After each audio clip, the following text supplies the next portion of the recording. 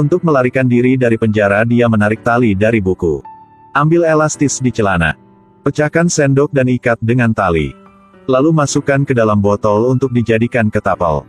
Lalu ikat benang di sekitar tempat tidur. Memanggil sipir, setelah dia masuk ke perangkap. Pura-pura sakit perut ingin ke toilet. Ketika sipir hendak memborgolnya, salah satu kakinya melintasi garis depan. Ketika penjaga membuka pintu, kaki tahanan terus menyentuh jebakan. Sendok itu menembak leher sipir seperti panah. Lalu dia naik ke atap penjara. Lalu naik ke tiang listrik. Gunakan harness sebelumnya untuk menggantungnya di kabel listrik. Dia berayun melewati pagar dan kabur. Wanita ini adalah berikutnya. Karena dia ingin melarikan diri dari penjara, dia berkelahi dengan gurunya. Setelah berantem dengan gurunya, dia naik ke podium dan mendorong guru perempuan itu pergi. Untungnya sipir tiba tepat waktu. Dan hentikan perilaku punya dia. Karena dia sering menyebabkan masalah di penjara.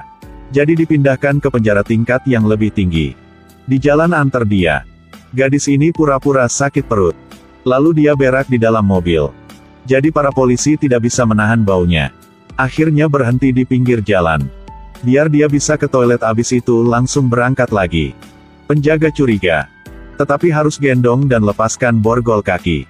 Biar dia bisa membuang air besarnya. Tetapi saat sipirnya pergi, gadis itu membuka kotak besi. Mengeluarkan alat yang telah disiapkan teman sebelumnya.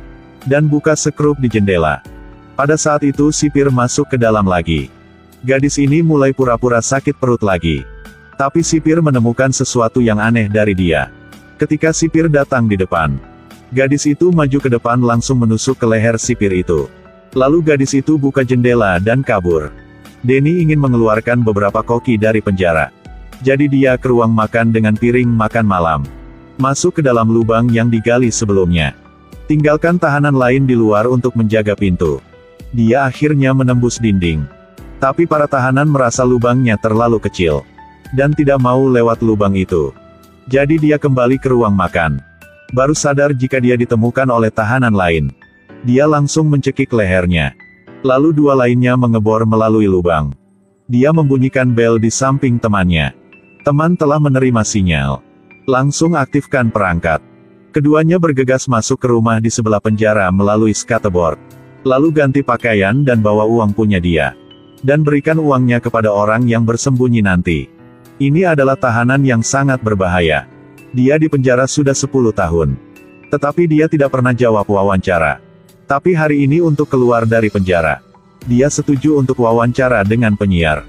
Karena dia pernah kabur dari sirkus.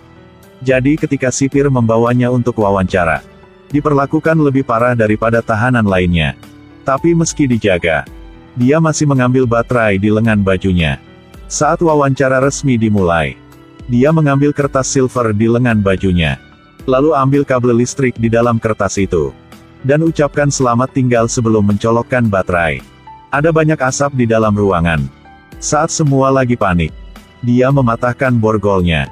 Saat sipir membuka pintunya, semua penjaga di luar telah kehilangan kesadaran. Pada saat yang sama semua pintu penjara terbuka tanpa alasan. Dan dia lolos tanpa jejak. Sebelum naik ke mobil, tahanan ini mengambil tang besi. Mobil baru saja diperbaiki. Istri sipir mengemudikan mobil. Saat istri sipir mengemudi, kemudian di kursi belakang kendaraan bergerak. Sekarang dia keluarkan pisaunya. Dan perlahan-lahan memotong ke kursi belakang mobil. Lalu tawanan itu keluar. Ternyata dia masuk sendiri setelah memperbaiki mobil.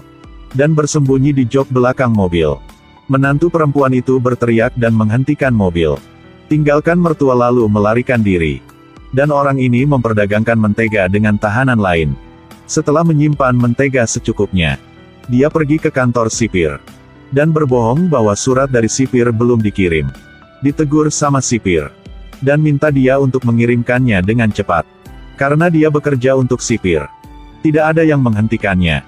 Setelah berlari keluar dari penjara, dia langsung pergi ke selokan sebelah. Menuangkan semua mentega yang dia simpan dalam 7 hari. Lepaskan pakaian dan mulailah mengoleskan mentega ke tubuhnya. Sayangnya kepala dan tangannya tersangkut di lubang. Saat dia baru mulai masuk ke dalam, dia segera menambahkan lebih banyak mentega. Kemudian berhasil masuk ke saluran pembuangan. dan berhasil lolos. Dan pria kulit hitam ini sengaja memprovokasi utusan itu. Sebagai hasilnya, dia didorong ke dinding oleh orang itu. Dan dia dikalahkan. Untung sipir sudah datang. Hentikan kemarahan orang itu. Pada saat ini, dia berani mengambil kesempatan untuk mencuri surat dari sipir. Buat alasan dan lari untuk mengantarkan surat. Ketika sipir menerima surat langsung buka. Jadi itu adalah surat yang mengandung racun. Penjara segera mengaktifkan alarm level 1. Racun menular.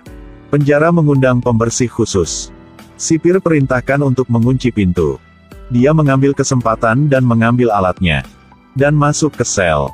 Memakai pakaian pelindung. Melihat dari jauh dia berhasil ganti pakaian. Menjadi staf anti-epidemi. Lalu dia membuka ventilasi di kepalanya dan masuk. Ikuti pipa langsung ke area yang diblokir. Meskipun para penjaga melihatnya. Dia terus memanggil penjaga untuk memasok. Dan dia keluar dari penjara. Ini adalah kumpulan video cara keluar dari penjara. Apakah menurut Anda para terpidana mati ini cerdas?